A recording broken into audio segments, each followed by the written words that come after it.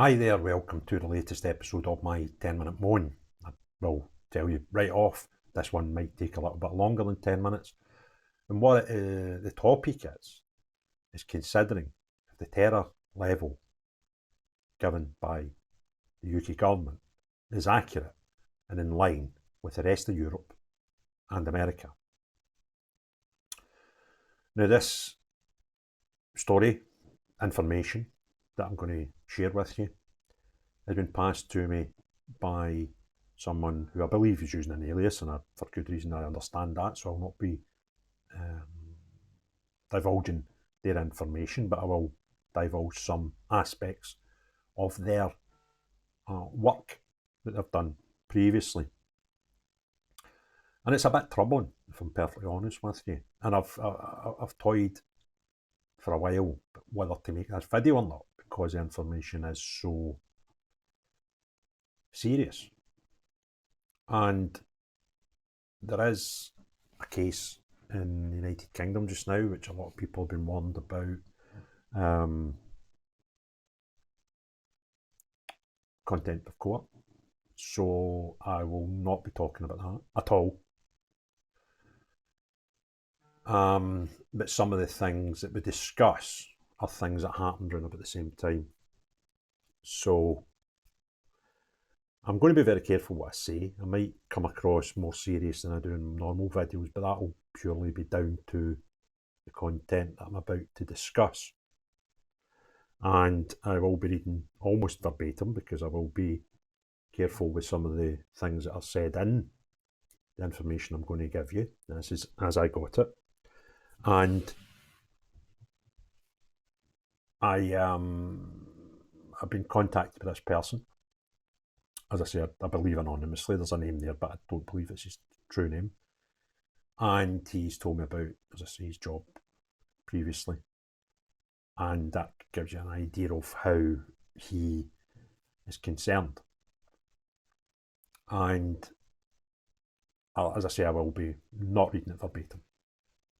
And a lot of the information, the reason that I decided, you know what, I can put this out, there's a lot of, if not all the information I'm going to share with you, can be verified through other sources, newspapers, Google, and even Wikipedia. And nothing that I should be sharing with you, I don't believe, will be the first time it's been published.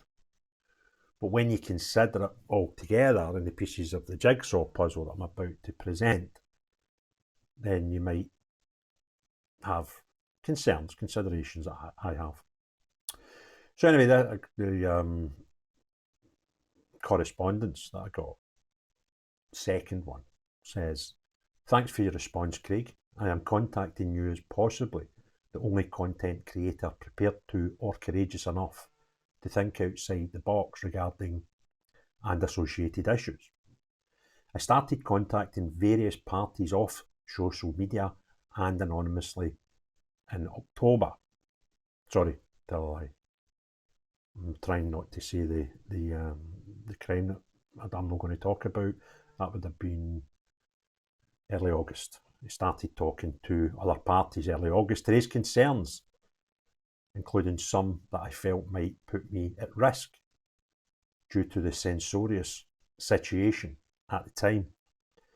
I worked for the criminal justice system and have in my career had specific responsibilities for offenders, including but not limited to those convicted of terrorist activities and vulnerable to radicalisation.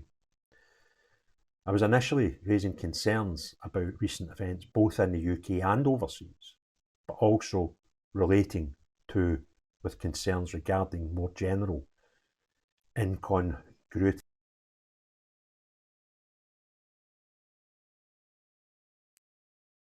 Several months post this thing I'm not progressed my inquiries have led me to some pretty dark conclusions. If you are agreeable, I can send you a draft document I submitted in late August, and if you want more, I can update you on my further thoughts since then. Obviously, a bit out of date, but was in many ways very prescient in view of more recent developments. My concern is that my more recent thoughts on the matter may turn out to be equally prescient, in which case we're all in trouble. It will be quite a long document, so I'll need to present it over several instalments. And again, let me know if you would be agreeable to this. My perspectives will probably make more sense if I start from the beginning. Now with a couple of short correspondences, and then we got to the nitty-gritty. Hi Craig, sorry for the delay. And then goes on to talk about some personal things that I'll not divulge. I'll give you the history. What I will send probably over several instalments was written in October and was the latest in a series of drafts that I had started sending anonymously to various online parties who I thought may share my concerns. Commencing 2 weeks post this thing I'm not going to talk about. This was in the hope that they would follow up any observations I made that they saw merit in. I wasn't looking to be published, just highlighting incongruities, etc. Most did not respond. Not that surprising in itself or from an unsolicited communication. One did respond, a well-known online site. They liked the piece and offered to run it in their online periodical. They then ghosted me, and when they did respond, it appeared to suggest that I send them something on another subject.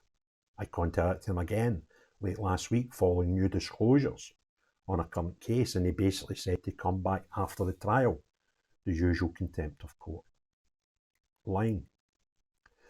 The draft I'm sending you I had worded to be the least contempt of court as I could. Earlier drafts were more explicit. Please don't read anything here as other than my naive questioning post-event. My thoughts have evolved since. However, all along I was raised a number of prescient points nobody in the political or online controlled opposition were making, and that I think remain relevant. I will then send more recent observations probably tomorrow. Again, correspondence are likely to remain sporadic. So we have the document. Reflections on recent terror concerns in the United Kingdom. In April 24, following the Moscow ISIS terror attack, many European countries upgraded their terror threat levels due to intelligence suggesting an increase in the threat posted by ISIS and its subsidiary ISIS-K. At that time, France, for example, increased its threat level to the highest, but England did not follow suit. This is not a party political point. The previous administration were in power at that time. The Sun newspaper on the 14th of April 2024 quoted former head of UK counter-terrorism, Chris Phillips, as noting that there was a very real threat of an attack on the UK soil in the coming months.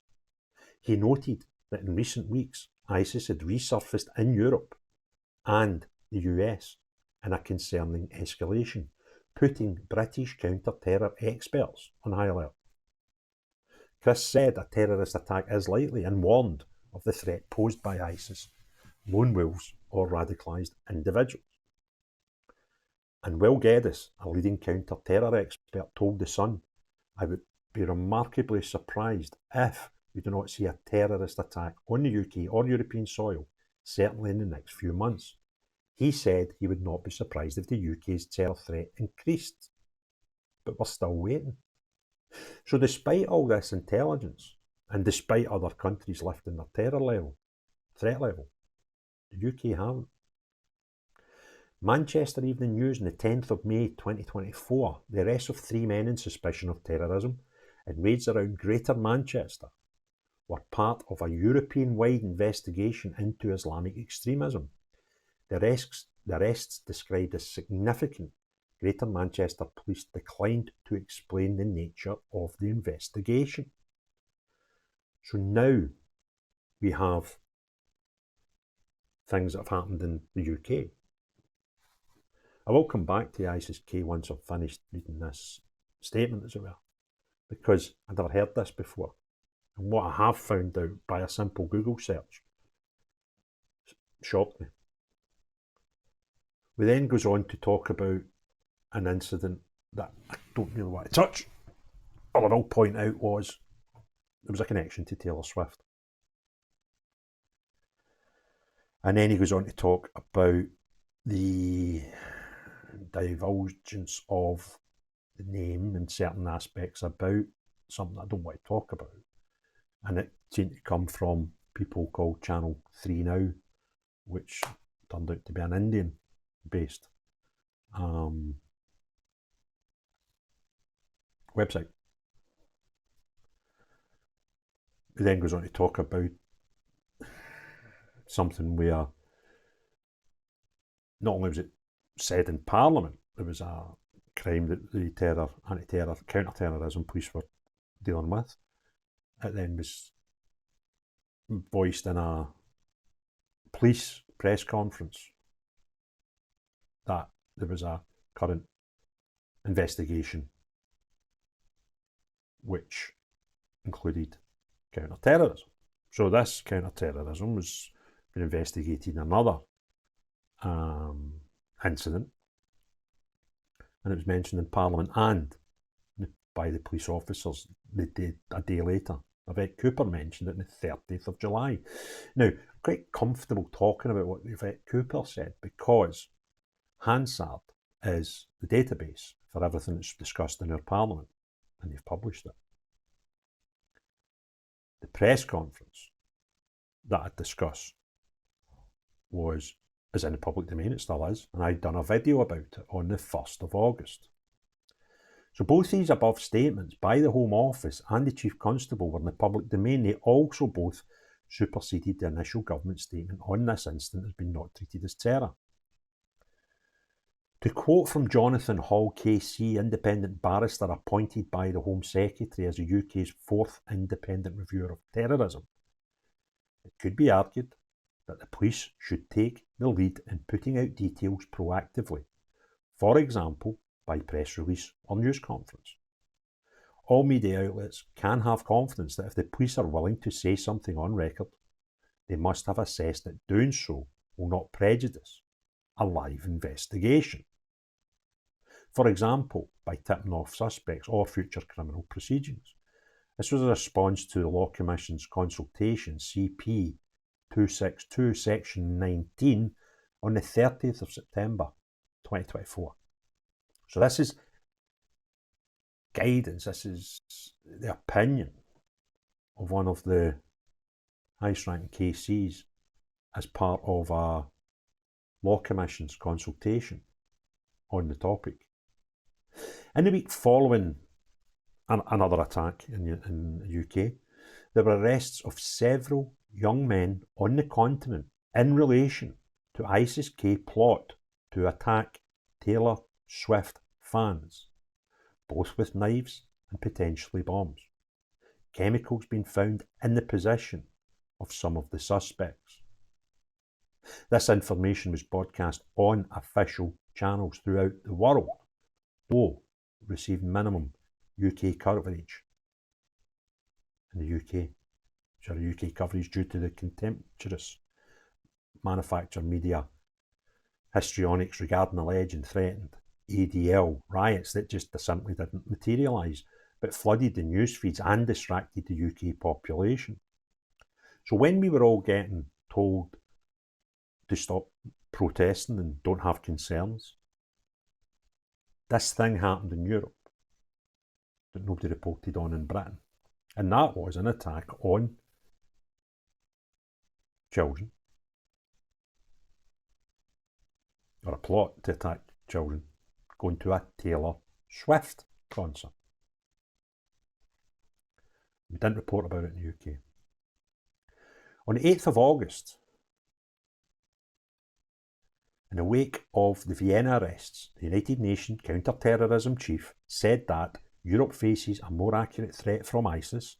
According to ABC News America, Vladimir Vorokov, the UN Under-Secretary for Counter-Terrorism, told the UN Security Council, that the group is considered the greatest external terrorist threat to the continent, the whole Europe, citing its intensified recruitment efforts and an array of financial and logistical nodes. John Cohen, the former acting Undersecretary for Intelligence at the US Department of Homeland Security, also told ABC that the current circumstances were the most complex, dynamic, and quite frankly dangerous threat environment that I have experienced in 40 plus years that I have been involved in law enforcement and homeland security. He added that recent events in Austria were consistent with what he concerned law enforcement and security office officials over the past several years. Again, in the above article, Lorenzo Vaidino, director of the George Washington University Program on Extremism, described ISIS as a much more unstructured scene in which you have people who self-radicalise and sort of come together on online platforms, sometimes also offline, but the online component is getting bigger over the last few years, and they activate themselves independently. He continued, ISIS mostly operates through branches in different parts of the world, and the one that I would say is the most successful and arguably the only one that has been consistently operating also in the West and planning terrorist attacks in the West is ISIS-K. Lorenzo also noted that increasing numbers of young people were streaming ISIS and Al-Qaeda videos, leading to radicalisation. During the same week, the New York Times surprisingly included a situation in the UK that I don't want to discuss in the chronology of ISIS attacks in Europe. The article was caveated with the government's not being treated as terrorist-related line, in quotations. No other British knife crimes from the period were included in this chronology. However, at a time when the majority of the Western media were highlighting the online threats of jihadists, the British government appeared to be devoting intelligence resources to finding online disinformation, rather than in the monitoring of ISIS/ISIS-K's online presence. It would be interesting to contrast the government's risk assessment with that of Austria, who have been at the highest threat level for terror since October 23, or France, who have similarly been at their highest terror threat level since spring 2024. Of note, Palestinian Action were named and charged in relation to what was reported in the British media as a terrorist attack on an Israeli-associated firm in Gloucestershire. Why then is there a complete governmental silence regarding ISIS as a terror threat in the UK? In the light of the German attacks on the 24th of August, the existence of ISIS did receive a belated, though passing acknowledgement in the UK media. Although, of course, it's a problem over there, and any parallels with or implications for UK events studiously avoided. Following the German attack, there was immediate speculation of a potential terror motive in that country, which was subsequently confirmed by the government. It seems inconceivable that this would happen in the UK presently. So case in point, 2 weeks after an incident in the UK, a further attack occurred. An 11-year-old girl and her mother were stabbed in Leicester Square, a busy tourist-heavy shopping area in central London. They were Australians on holiday in the UK, and the girl was looking forward to attending one of Taylor Swift's London concerts that week. The girl was stabbed 11 times, and accounts suggest that she was the target, her mother likely attempting to defend her. The attacker was unknown to them, a 30-year-old Romanian. He attended court initially on the 14th of August. The charges were read to him by an interpreter during a 10-minute hearing, which would suggest that he was new to the UK. And he was reportedly of no fixed abode. Again, no suggestion of a terrorism link, but no motive given. No indication as to why that particular girl was targeted. Of course, in this case, the media subsumed this attack into the general background of noise of knife crime. In this case, no police conference was ever held. Why would there be? There is now the new normal, and don't you dare speculate. There's then another bit of a story that I kind of want to stay away from because it's so linked to the case I don't want to discuss. So I'll leave that out. So there we have it. I mean, what does it all mean? Well, it means that there's some very serious people across Europe and indeed America. There's not much talk about America here, but I looked into this ISIS-K, which is a sort of sub-branch of main ISIS. And there people been arrested in America for plotting to do things under this banner and across Europe. And there's been people doing very similar things in the UK. But we don't talk about it the same. And it makes a very, very, very good point that France and Austria both have raised their terror levels. UK hasn't. And this is pretty scary stuff. But the one thing that gives me great hope and a bit of insurance and a bit of faith is the quality of our intelligence services. And I know that there's been many terror plots that we never get to hear about because of the quality of our terror anti-terror organisations. So although it is scary news, I don't want to alarm anybody. I just want to share this because I think it's right to share it. We're not actually giving anything away that's not been reported somewhere in the world, although that somewhere may not include the United Kingdom. I certainly don't want to be accused of any sort of prejudice towards any investigations or trials that may be taking place just now. So I hope, John, if you've got this long into the video, you've obviously been listening quite intently, and I hope that you can forgive me for passing by some of the content that was sent to me and being very careful with my words, because I believe this information is worth sharing, but I also need to protect myself and this channel, or I won't be any good to anybody if I was to lose either. So if you enjoyed the video, which is a strange thing to say, but I say all my videos, if you appreciated the video, is probably the best thing to say, and the content within it, please hit the thumbs up button. It does help get a wider audience. If you've not already done so, please hit the subscribe and share button. Sorry, notification button.